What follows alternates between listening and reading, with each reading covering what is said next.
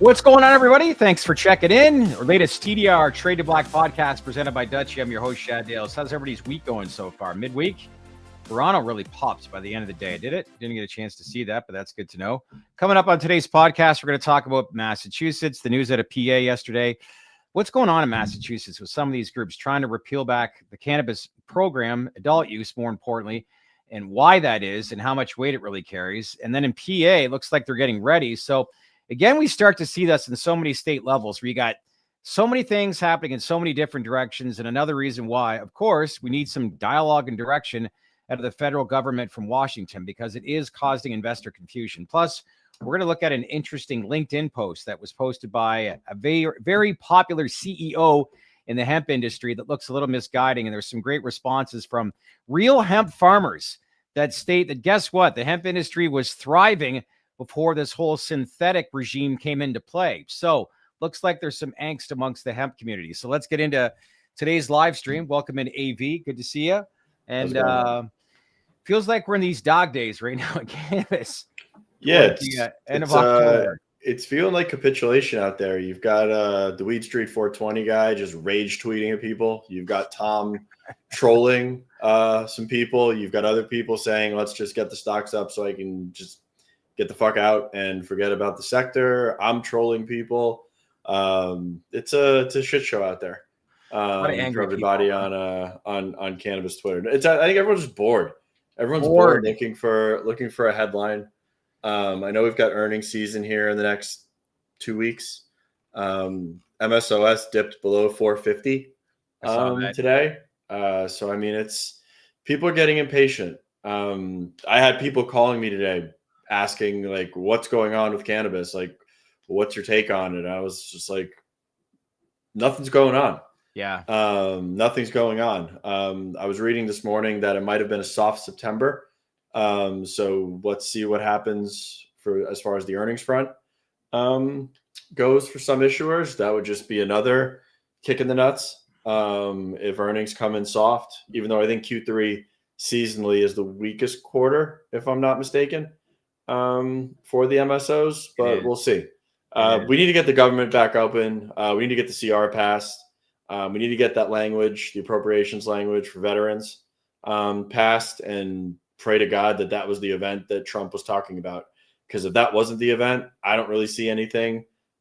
Just looking at it from a 10,000 foot point of view that would align with an event to dovetail rescheduling into, that would fit their agenda. All the while he's got wrecking balls out at the White House, building a massive ballroom, basically adding an entire wing on to the thing. Brian S., I still think this was supposed to be announced weeks ago, but then Charlie Kirk, Middle East BS, and now government shutdown, sorry, I should say now government shutdown have all gotten in the way. I don't believe that. I do think that, yes. So I believe that to an extent. To an extent, okay. I think if we're being honest, the leak that went to the CNN and WSJ on that Friday night that triggered Trump answering the question on that Monday morning, I think that they were going to announce it barring any of the shenanigans that just got mentioned in maybe a 2-3 week time frame if that leak didn't happen. I think Trump wanted to kind of blindside everybody with announcing this. He didn't want the Charlie Kirks, Laura Ingrams, Jack Posobiec's of the world getting on the offensive and rallying people that were close to his sphere of influence to the contrary of cannabis reform. But at the same time, like, it's not here nor there. I mean, it's October 22nd and we're still waiting for something. I mean, a couple weeks has become 10 weeks, which now I would define with as a couple months.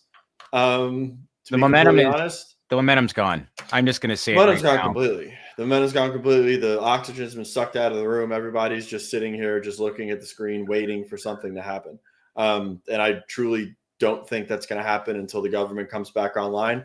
Kevin Hassett said could be sometime this week. Hakeem Jeffries said it could be sometime by the end of October, which would be this week or mid next week. But something's got to give sooner or later. That's pretty much it. From what I heard was that his golf outing dinner at Bedminster back in what was it, early August, that there was some verbiage, at that dinner that he indeed was going to move ahead with rescheduling. And everybody thought, at least not everybody, but I was thinking that something could happen relatively soon. But like you said, there was something that was leaked. And if my memory serves me correctly, that story came out on the Saturday morning at Wall Street Journal. And then the Monday morning, August the 11th, is when the reporter asked the question, correct? Friday night it came out. It Friday night. It was like 8:30 on Friday. And then we had a bunch of momentum through the weekend. And then Monday morning, the question was asked where he said, we're looking at it. It'll be a few weeks. Yeah. And then it's just been punch after punch after punch since. Well, I know, like I did a video, like the delay and 10 weeks out and still nothing. Somebody made some good comments to say, what do you expect? It's a government shutdown. True. And yes, he did comment on August 11th, but we do know the endocannabinoid video on True Social was 3 weeks, I think, this upcoming Sunday, maybe even 4 weeks now.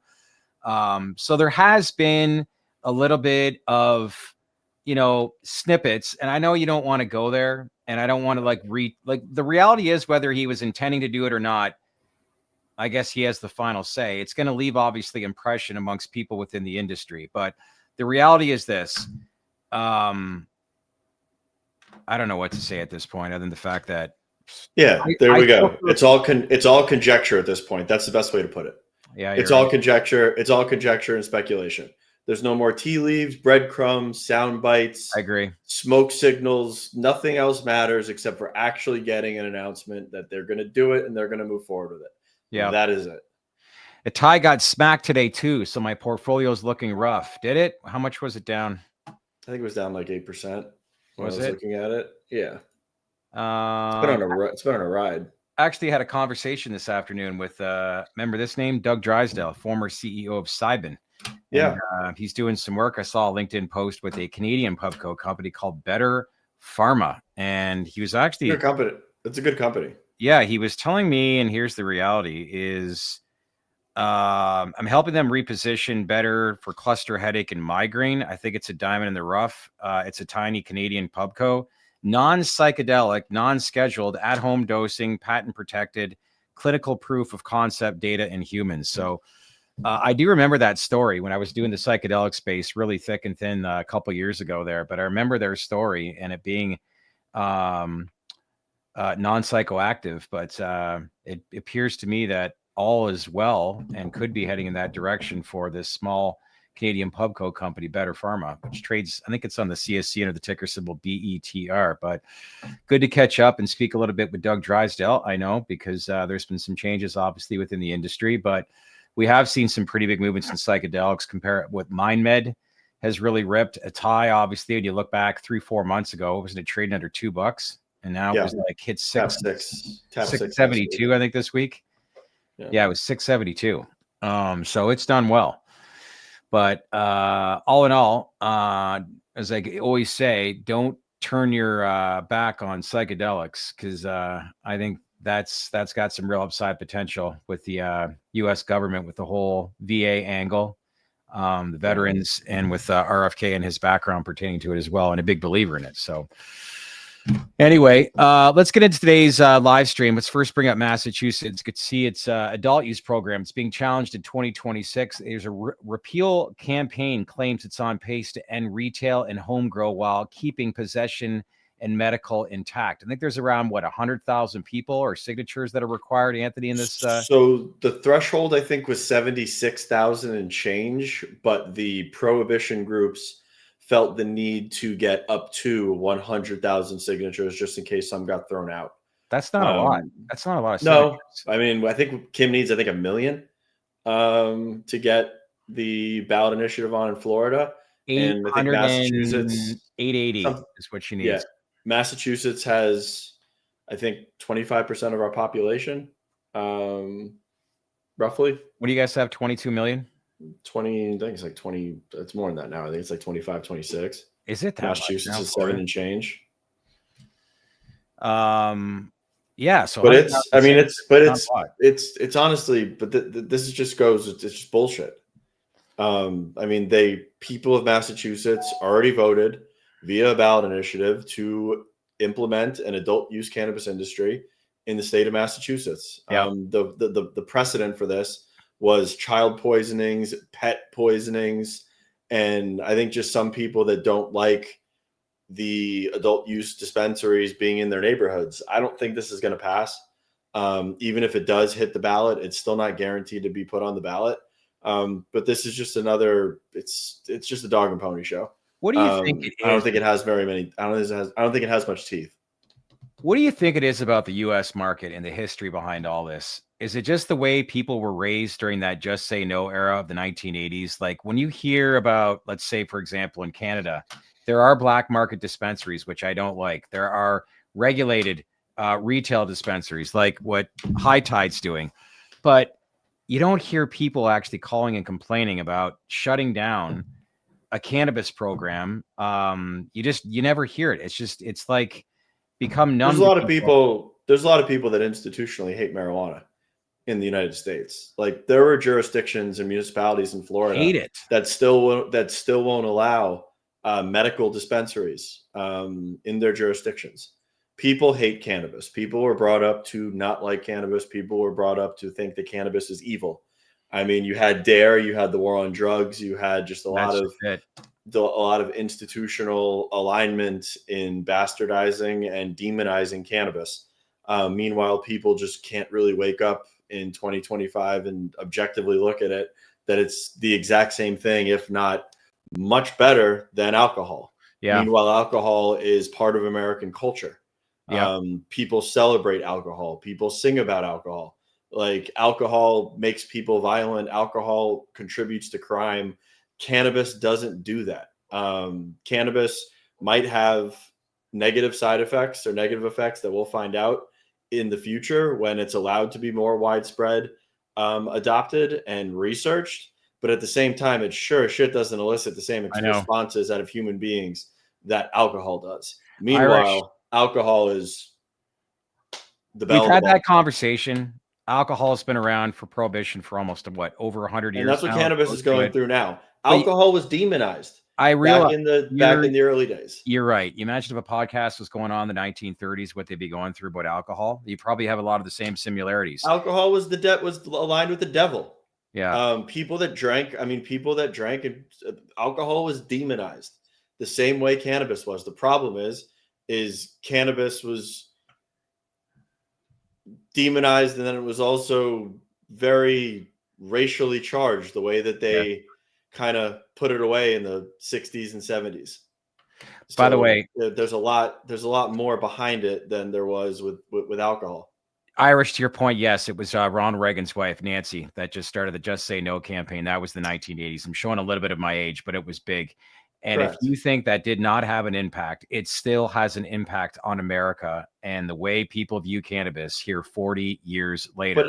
But again, this might be controversial, but honestly, DARE, Just Say No, those kind of things that are institutionally in schools with kids that are under the age of 18, I don't think is a bad thing. There's nothing wrong with deterring youth from using drugs. Like, if you have a problem with that, like, I don't know what to tell you. Yeah. But the Just Say No, the DARE stuff, like making it seem to kids that drug use is a very bad thing, which it's not a positive thing for developing brains, and it's not intended for anybody under the age of 21, is not a bad thing. The DEA having programs to deter kids from smoking weed is completely fine and should be accepted by anybody on our side of the aisle. Do you agree with that? That is without question. You all agree with Anthony? Let me know your comments. Love to hear this. And I'm indifferent. Like, they should be promoting, like, Just Say No or whatever the verbiage is within schools under 18 years old.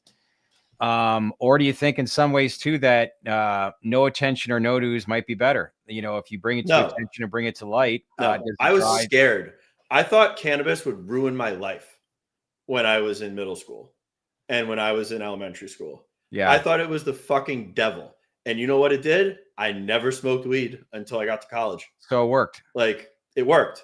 And in hindsight, it's not a bad thing. I know. you become an adult, you understand the way the world works, you realize What do you think it was to different change things, what do you think and it was to and change you make assumptions on your own. Yeah. What do you think it was to change your perception on it? It just, I realized it wasn't it wasn't going to, first of all, it was not a very addictive substance. Yeah. Second of all, it was like kind of like an aha moment, like, oh, it's not that bad. Right. But at the same time, like, I think instilling that in children and instilling that in the youth is a net positive. It needs to be done. They do the same thing with alcohol. Kids don't drink beer, don't drink liquor, like it's bad for you. Growing up, those institutions are part of the equation if we ever want legalization for cannabis. Irish, they had a roommate that was a dealer and it saved my life from alcohol. Yeah, I hear stories about that, about how people just went this route. And look, I'm not really a consumer of cannabis. Have I tried it, when I was younger? Absolutely. Had one of the best times in college on mushrooms watching Ace Ventura: Pet Detective on a Friday afternoon. That was epic. But you start to get older and you start to realize that, the more and more I see people trying different things, and you talk about alcohol, you talk about smoking cigarettes and the impact and the wear and tear it has on your body. And I can understand, you can't help but just hear these stories all the time as to why people are viewing this and want different options, right? Just Chad, thanks. Yes, that was an epic Friday afternoon. I remember that day. It was right around this time of year too, so I won't get too much more into that. But yeah, it's it is what it is, my friend. Correct. Like, adults should be allowed to do what they want to do. That's the point of being an adult. Yeah. Like, how much weight do you give this story in Massachusetts? Do you think this is going to go anywhere? No. I think it might wind up on the ballot, but I highly doubt that it's going to get passed at the ballot box. I mean, the industry in Massachusetts, since adult use came online, has done $8 billion in revenue. That's meaningful tax money. $8 billion at the municipal level and at the state level. They need that they need the tax money. Yeah. Also, I think if they really want to look at it and take the prohibitionists out of the equation, the adult use cannabis industry in Massachusetts is very limited. It's very onerous in its regulations and rules, and it's not infringing on anybody's civil liberties in the state. Like, this isn't gonna go anywhere. Yeah.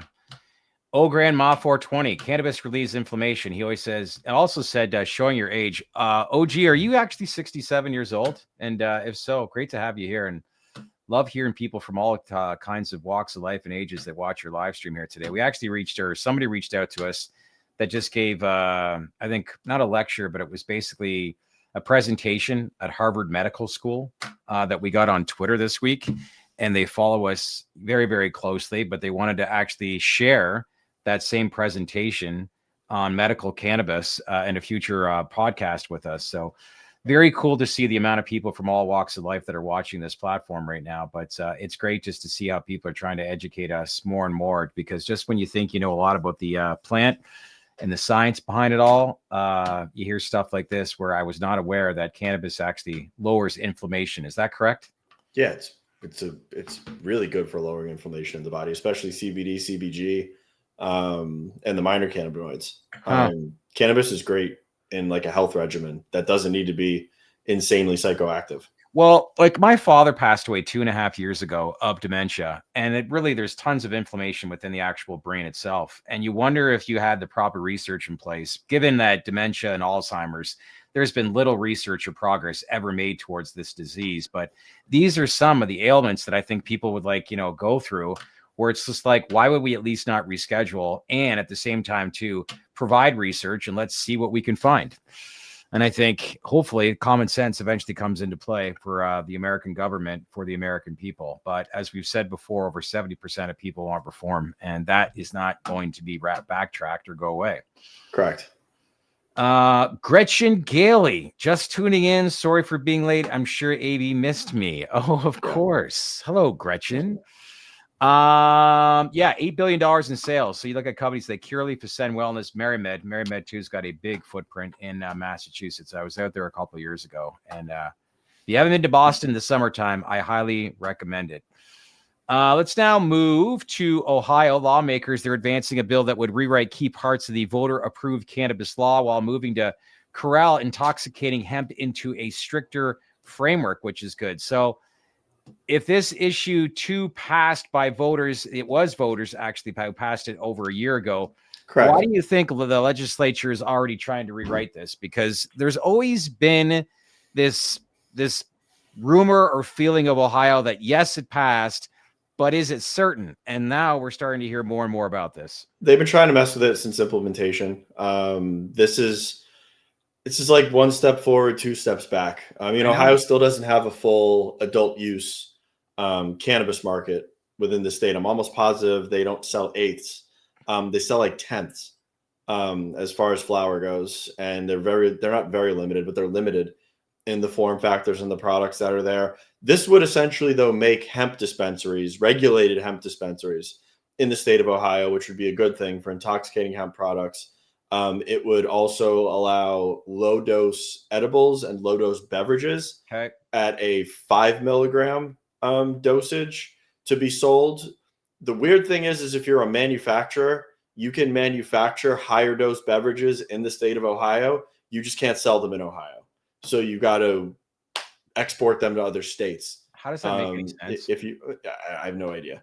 I would have to guess that there's a large manufacturer of beverages somewhere in Ohio that probably lobbied when they were like, oh, okay, well, I'll sell low dose within the state, but at the same time, you can't mess with my manufacturing business. So let me produce it. We just won't sell it here. Yeah. And take it over into other jurisdictions. Dirty the Grower writes 5 milligrams is so weak. Yeah, I could see 5 milligrams being very weak for a lot of avid cannabis consumers, but for the new audience that's trying to attract, is 5 milligrams weak, or is that the right approach? And I want to sit here and say what is and what's right and wrong, but 5 milligrams to me might be the right approach for somebody that's new to the space as far as attracting new consumers, would it not? I think 5 milligrams is the proper dose. If you're going to have a sessionable product for people that are normal consumers, I can drink a 5 milligram dose and I'm fine. Yeah. I don't think if you gave somebody that's never taken an edible a 10 milligram edible or beverage, like they're not going to be like a space cadet, but they might feel a little bit uncomfortable. Yeah. Starting with like a 2.5 or a 5, just so you can understand like what THC feels like from a psychoactive perspective. It makes a lot more sense. Yeah. Well, when you look back, Ohio's adult use market, sales topped $700 million in year 1. It's forecasted, I think, annually to do once at full scale. I think it was $2 billion annually, if I'm correct. But there were some people that were estimating at $2 to $3 billion in an annual run rate in Ohio. Yeah. So if this law does pass, I think slow growth could be in place and it could shift consumers back to this gray/black market. But what do you think is the outcome here? Do we know much of anything? You don't follow. I think they're going to go forward. I think some semblance very close to what they're doing in Ohio is going to be what they move forward with. All right, let's now move to PA. Michael Bronstein said we could get some positive news on Monday, and it looks like we got that as the Senate just approved a bipartisan bill creating a cannabis control board. It doesn't legalize adult use, as we know, but it builds the full regulatory framework for when that moment could happen. How do you read this? Is this good? Yes, it is. It feels like in some ways they're preparing for adult use to pass in PA, but let's not get ahead of ourselves. This is a first step in the right direction. It's great. It passed out of committee 10-1. So they're 10-1. Think about 10-1. Came out 10-1. That being said, it's the state representatives in Pennsylvania seem to be very on edge, to put it, with this issue. It's 10-22 and we still don't have a budget, much less meaningful conversation around the cannabis issue that would bring in tax revenue that would also start to fund different parts of their government. So while I do think this is a net positive, and it was overwhelmingly taken out of committee, but at 10-1,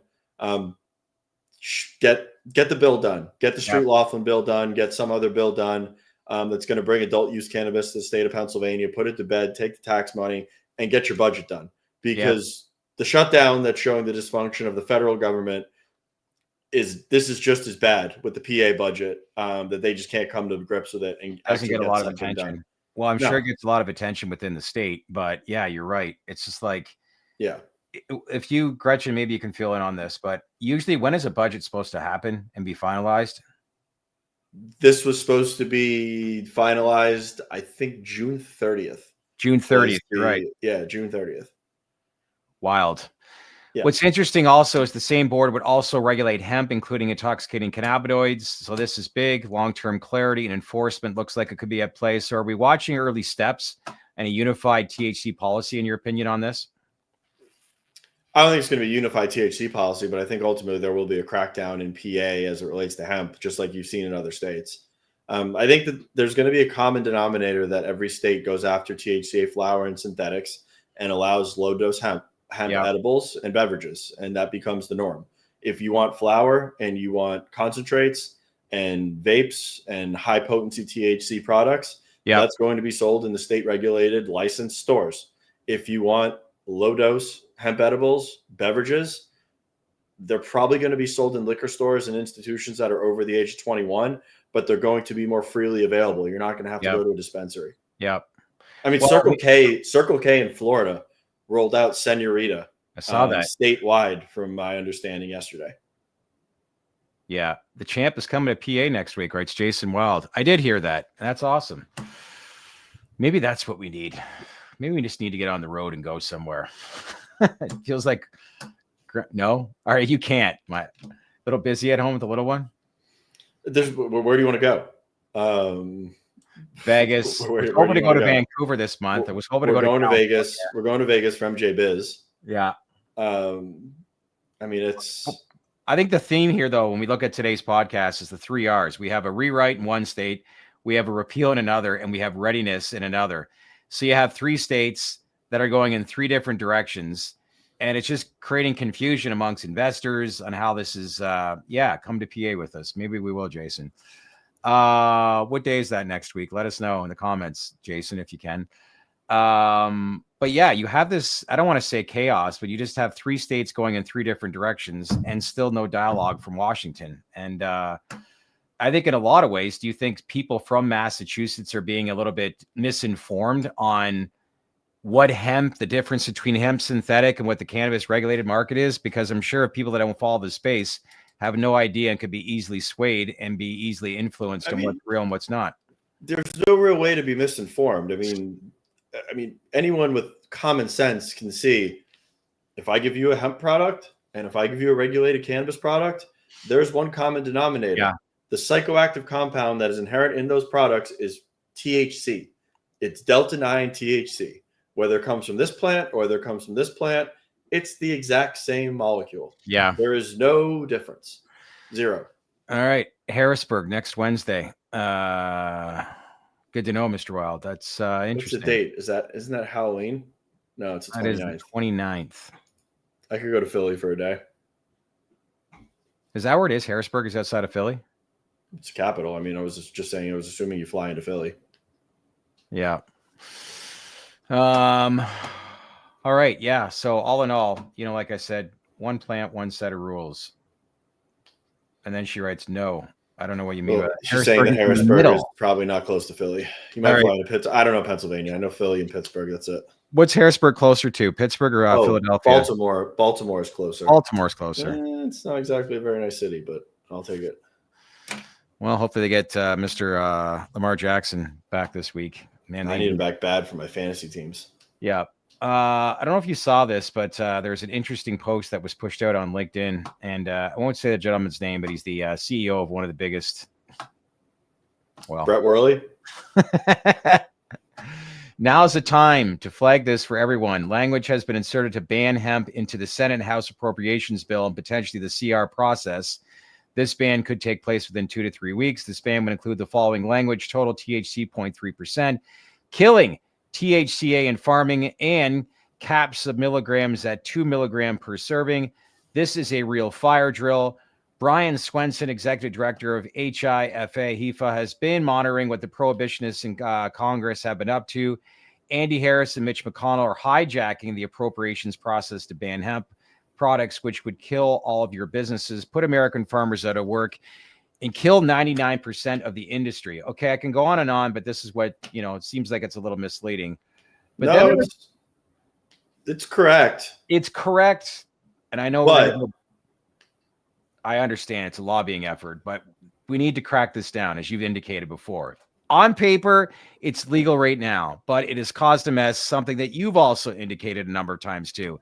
And also, I do want to say something real quick, though. One of the replies was a founder of the Kentucky Bluegrass and Hemp Oil. It's basically a hemp farmer out of Kentucky, and saying, let's be honest, a vibrant and sustainable hemp industry already existed before the hemp hustlers flooded the market with isolated and synthetic products starting in 2018. Go ahead. I'll let you run. So I don't know much about Mr. Worley's business, but I do know from my understanding, I think he's the largest distributor of synthetic cannabinoids. Yes. Synthetic hemp-derived cannabinoids in the United States. I would be willing to, or I'd be curious to audit his business and how much of the synthetic concentrates that he's selling are actually derived from Chinese precursors or other chemicals that he's importing from outside of the United States versus actual cannabinoids that are harvested from farmers. Let's start in Kentucky, because that would be a pretty good starting point. I don't think he cares about farmers. I don't think he cares about THCA flower. I think he cares about synthetics, and I think he cares about vapes, and he cares about his core business. Actually, I take it back, because MC Nutraceuticals does have an arm that I think distributes THCA flower. Yes. So he's talking his book, but at the same time, he's not lying. That language that's in the appropriations bill would ban and kneecap the entire hemp industry as we know it. I don't stand for bans. I mean, I don't want to see things banned in their entirety. With hemp regulation, there needs to be nuance.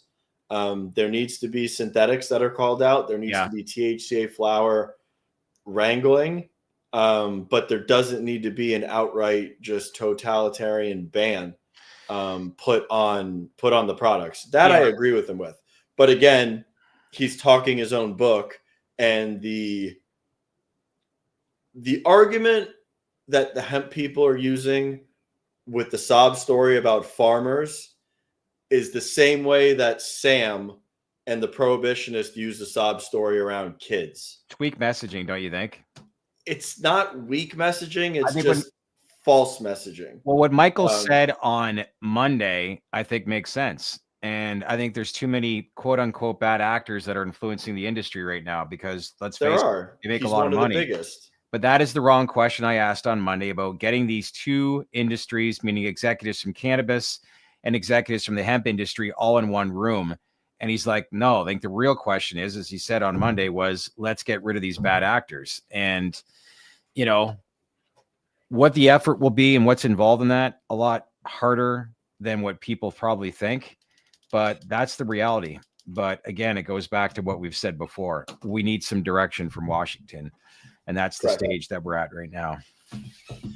All right. And those farmers in Kentucky they have a viable business. I mean, they can do whole plant, extract down the flowers, and then leverage the stalks, stems, and the waste for industrial applications, because they don't actually use the flower in any of the industrial applications that hemp is meant for, with rope, hempcrete, textiles, any of that stuff. It's all the waste that's produced, and they can just use the flower to break it down into CBD, distillate and isolate, and other things that are compliant and can go into foodstuffs and other products.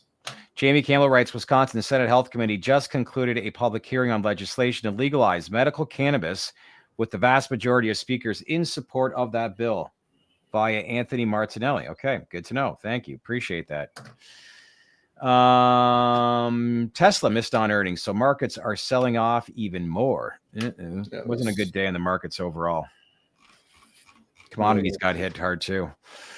What else we got here? What would hemp bring? Tesla's down like 2%. Oh, it's not much. Yeah. All in all, before we let everybody run here today, how's everybody feeling? I know, as we said off the top, it seems a little quiet right now, and that's okay. But one thing I want to make very clear, we know this industry. There was a lot of optimism, a lot of speculation that was going around in August, early September, and it was very, very infectious to be involved in this industry because it was exciting again. Those days are going to come again. They will. But we all know peaks and valleys. We're in a valley right now within the industry. But I think we got earnings coming up. Hopefully it holds its ground like the last earnings season back in August, Anthony. But that'll be telling. But we all understand that there's just one thing that changes everything, and that's an announcement based on reform from the president. And I know people hope one day that happens, and I still firmly believe it will. On Veterans Day. Stop. I did. No, I'm saying you said it was Veterans Day. I did not say it was Veterans Day. I seem like Shad promised it was going to be on Veterans Day. Yeah, I thought it'd be a good idea, but what's my opinion worth? Be a nice angle, but here's the reality. I think that if that were true and that were to happen on Veterans Day, there'd be some sort of stuff that would leak out. There'd be some sort of rumor. There'd be some talks. There should be some prepping based on the network that we have. And right now there is nothing going on. So to confirm with everybody here today, I wouldn't be having Veterans Day on your bingo card. Yeah. When it's Veterans Day, Shad will reverse course and brag about how he called it. No. By the way, this is your last chance. You have the opportunity to own Veterans Day. I'm not owning it. It. Smart man. By the way, what's the guy, the Twitter handle? His name's Henry. Oh, Henry Lou Mencken? Henry McCluckin? Yeah. Henry, if you get this, these jackets I wear, it's actually stitched in. It's not like an actual hoodie, because I know you said we got to get the heating bill covered at my house. But that was a great video you posted on Twitter of me on the old John Deere. He's probably going to meme you into something else now today. I love it. Go ahead. By all means, do it. Gord writes, Blue Jays in 5. No, Dodgers whooped that ass. Blue Jays are deep, but as Derek Jeter said, the Dodgers are a juggernaut. That team looks like they're playing not only the best team in baseball this year, that could be one of the best teams. The way they played here at the postseason, they look like they could be one of the best teams I've seen in the last 25 years. And they've got Ohtani. And he's the 4th best pitcher on the team. Yeah, think about that. Yeah. Think about that. I don't know what their payroll is. Mitch, appreciate it. Shad looks legit. So does Anthony all the time. Go Tigers. Yes. Hopefully they re-sign Tarek Skubal, but that might be tough.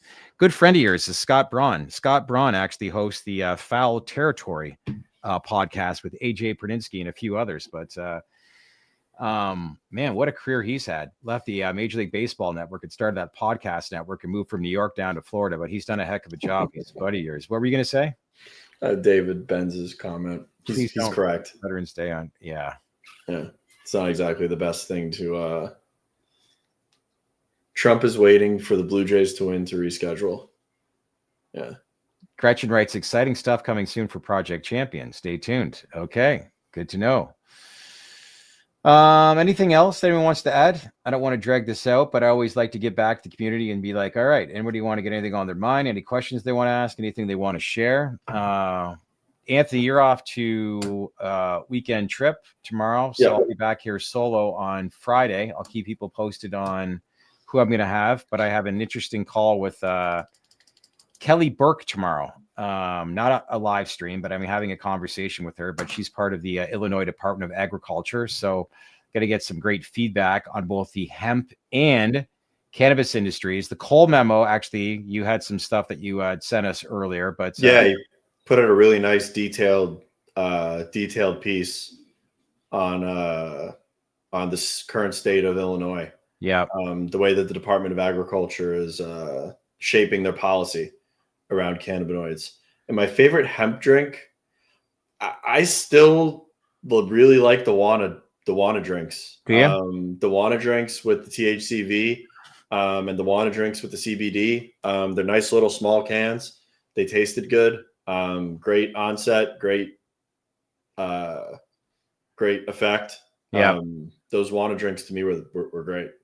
When is Mark coming back on? I'll keep you posted on that one. But yeah, what an entertaining show it was last Friday. And let's just say we got a lot of phone calls after that call. Yeah. Mitch, weed is still stupid cheap in Michigan, 85 cents for a 1 gram joint. Mitch, are you located in Michigan? I've seen that. The cannabis that's in an 85-cent joint, I don't think I would smoke. Like me personally. No. It's probably terrible. Yeah. I mean, it's definitely it's worse than trim. Yeah. Probably. The 85-cent joint. Yeah, it doesn't really sound appealing, does it? And the 85 cents was like amortized. I think it was like $9 for like a 10-pack. Or something like that. But me personally, I don't smoke pre-rolls for the most part. I rarely buy pre-rolls. The only pre-rolls that I buy are usually the ones that are way overpriced and infused whenever we go to Vegas. Any of those, what are they, the Kimber Cannons or there's a bunch of cool brands that do like these infused 2-3 gram pre-rolls, but they're like $60-$70 a piece. Are they that much? Yeah. They're good though. Mitch writes, I'm in Chicago. Mitch, have you ever heard of the steakhouse? What's it called again? Asadore Bastion? Is that what it is? Yep, that's it. Mitch, have you been to that steakhouse? Anthony and I went there back in June. I think it's ranked one of the top 10 steakhouses in the world, but that place was unbelievable. How would you rank that place as far as steakhouse? It was very good. That was one of the better meals I've had. Yeah. Oh, we did, Jason. That was actually really good. That was from Cookies Toronto. I'm pretty sure that was a Gage. Pretty sure it was either a Gage or a Cookies. It was a Cookies on Queen Street. Yeah.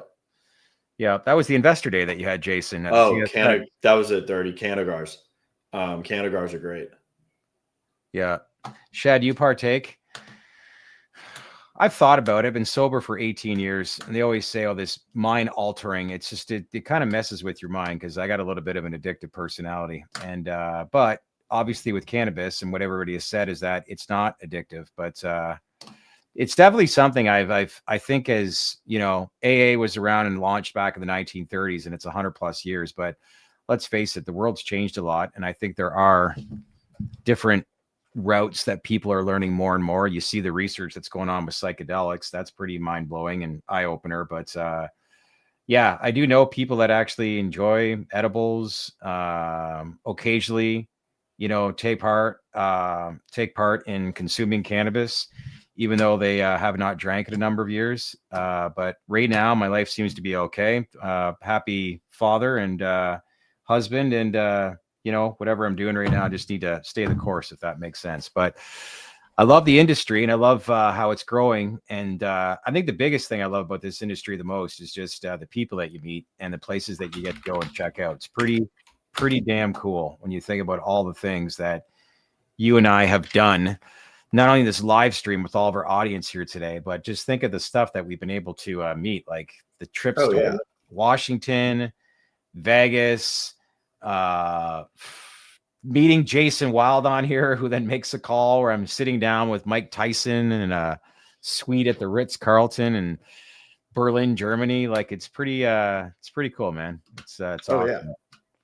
But yeah, I just would love it if this could get rescheduling and this industry and this company would just take off. And if so, it would be nice.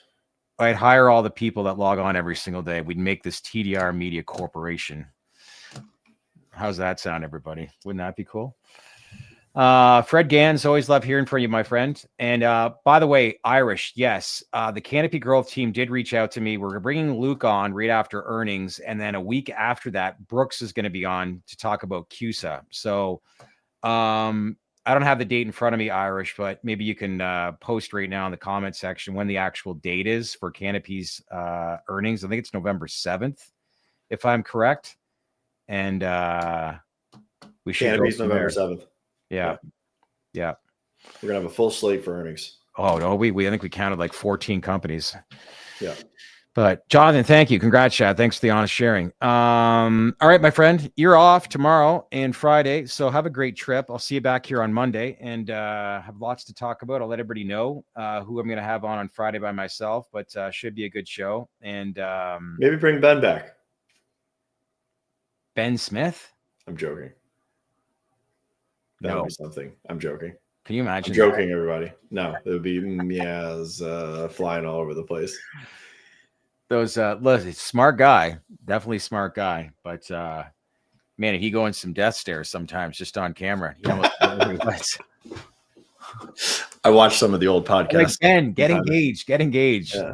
Yes, I watched some of the old podcasts from time to time. Can you imagine Ben responding to what some of the stuff Marco Otis says? Oh my God. Yeah, that'd be interesting. But yeah. All right, everybody. Thanks for checking in here today. Make sure to scan that QR code, become a daily baked in newsletter subscriber. Leave some comments below on what you thought of today's podcast. Any questions that you want to know, again, reach out to us. Let us know if there's any feedback. Maybe there's some stuff that you want to learn, and we'll reach out to our network and get you back some of that information to give you a better understanding of where we are today and what we can expect time-wise moving forward into the back end of this calendar year. So by all means, keep those conversations going. And that's it for now. On behalf of AV, everybody out there, enjoy the rest of your day. We'll see you back here Friday, 11 a.m. Thanks for checking in. TTR Trade to Black podcast presented by Dutchie. Thanks, everyone. Bye, Gretchen.